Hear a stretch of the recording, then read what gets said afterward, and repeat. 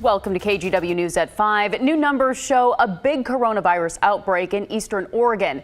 The Oregon Health Authority reported 184 new cases across the state, including 99 new cases in Union County, many of them linked to a church in La Grande. Union County had previously only reported 24 cases total. In a news conference about an hour ago, the OHA says 365 people were tested and many results are still pending. So here's how that looks in context. Multnomah County reported 37 new cases. Multnomah, as you probably know, is still the only county in the state unable to reopen. The delay has a lot of people asking what it's going to take for the governor to approve phase 1. Pat Doris takes a look. And determine if when Governor Kate Brown surprised nearly everyone in Multnomah County late last week and ruled it would not move to phase 1, she angered many small businesses which had geared up over the last week. Restaurants and gyms and personal service businesses had to remain limited or closed. The ruling also revealed a significant difference in opinion between the state and county's top public health doctors. Dr. Dean Seidlinger with the state said one of the troubling signs in Multnomah County was so many new cases without an obvious source. And over 40% of the cases identified last week were not traced to a source. But Multnomah County's Dr. Jennifer Vines correctly pointed out tracing cases is required in phase 1 and the county is doing that, but tracing cases to a source a specific percent of the time is not required for phase 1. This is a metric that the state is using. I believe it's part of their phase 2 criteria, so it wasn't one that we were particularly focused on. But what it speaks to is the level of community-wide transmission. So just to be clear, this is not 40% of people who don't get a call from a contact tracer. On the contrary, we're doing very well there. The state also noted there are more positive cases, but those were expected as testing increased, and that hospitalization numbers were on the rise, but the county points out the rise is small and the numbers still low. And if state leaders worried about rising numbers in other counties, the governor could have ordered a pause there, but still allowed Multnomah County to go forward. Because of the fundamental disagreements, it's still difficult to learn exactly what it will take to allow Oregon's largest county, and the only one not in phase 1 or beyond, to move forward. Governor Brown offered no specifics on Friday. I will continue to work with doctors and public health experts to assess whether to lift the pause, extend the pause, or make other adjustments. As a practical matter, the Portland Business Alliance argues that keeping mostly small businesses closed in Multnomah County, but allowing them to stay open in neighboring Clackamas and Washington counties only encourages the spread of the virus.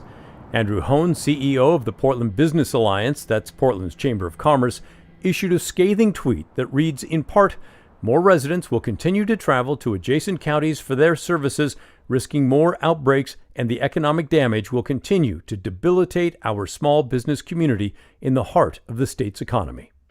That question of what will it take is a big one. I asked the governor's office that today and got a statement that was basically a repeat of what the governor said last week. I know county health officials are working on that same question today. I guess we'll know by the end of the week whether they were able to figure it out. In Northeast Portland, Pat Doris, KGW News. We have a call Christian warning tonight about scammers pretending to be contact tracers in an effort to get your personal information. Kristen Severance joins us with what to look out for. Kristen? Yeah, Brittany, contact tracing is so new. The Oregon Attorney General's office says, they worry that scammers will take advantage of that to try to trick you into giving up your personal information.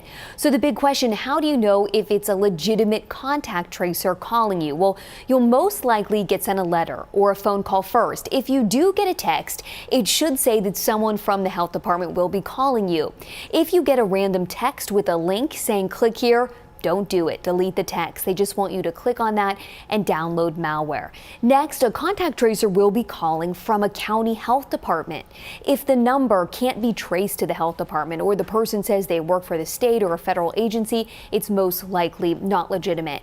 And lastly, a contact tracer will also not ask for your social security number, bank account, or credit card information. Oregon Attorney General Office Director of Communications Ellen Clem said, this has happened in other states, and she believes it's only a matter of time before it happens here. So we know that scammers use the news, worldwide events, pandemics. They use those situations, those things that are happening in the world to take advantage of us, especially those of us that are fearful or, just scared during this time. And the scammers know that about us right now, and they're using that to exploit us. Now, if you've received a call from what you believe is a fake contact tracer, you definitely want to report that to the Oregon Department of Justice. It's very easy to do, or let us know. Just email us at callkristen@kgw.com. Ashley? All right, thanks so much, Kristen. Well, last week, Governor Kate Brown called on Oregon's Department of Corrections to, based on a list of criteria, release roughly 100 inmates. Tonight, a group of lawmakers say that's not nearly enough. They want the governor to release close to 2,000. All of this, of course, is in reaction to the pandemic. Like those nationwide, Oregon's prisons are crowded and infection rates have spiked. At one point, the Oregon State Penitentiary was deemed the state's largest outbreak, with more than 160 inmates infected, along with dozens of staff. One inmate has died of the virus. Today, lawmakers on Oregon's House and Senate Judiciary Committees released a decompression plan. They ID'd 3 categories of inmates who they want released. First of all, those who are really most at risk because of medical issues that they have. People who have serious kidney problems or heart problems or other very serious issues who, if they catch the virus, they are going to be in serious condition. They also want Governor Brown to release inmates convicted of nonviolent crimes who were due to get out within the next 4 to 6 months. The governor's office tells us she appreciates the plan, but will stick with hers for now. It's also worth noting the District Attorneys Association pushed back against any releases, saying it undermines truth in sentencing and discounts the safety and security of victims. OSU's COVID-19 testing project is expanding to Newport after more than 120 workers at Pacific Seafood tested positive. OSU students have teamed up with healthcare workers, offering free testing to randomly selected homes in different cities around Oregon.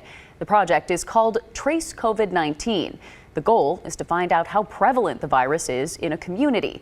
The information helps with contact tracing. The team will do testing in Newport on June 20th and 21st. The larger fence around the Justice Center in downtown Portland came down today. It went up after rioters damaged it on May 29th. Since then, it's been the site of clashes between police and a smaller group of protesters. In a statement, PPB and the sheriff's office say, quote, "Removing the fence shows our willingness to have dialogue and peaceful communication." There is still a smaller construction fence up, and police will still be there to protect the building as demonstrations continue. At Jefferson High School last night, protesters toppled the statue of Thomas Jefferson and wrote the words "slave owner" on the pedestal. Jefferson was the country's 3rd president and one of the authors of the Declaration of Independence. He was also the owner of hundreds of slaves. Jefferson High was where last night's protest started. People rallied at the school before marching to Alberta Park in Northeast Portland. We saw similar demonstrations on Saturday. People met at Revolution Hall, and a group of cyclists also demonstrated at Irving Park. There was a group back out at the Justice Center on Saturday and Sunday. Police called a civil disturbance on both nights and dispersed the crowd, arresting several people. They say demonstrators threw fireworks and glass bottles over the fence.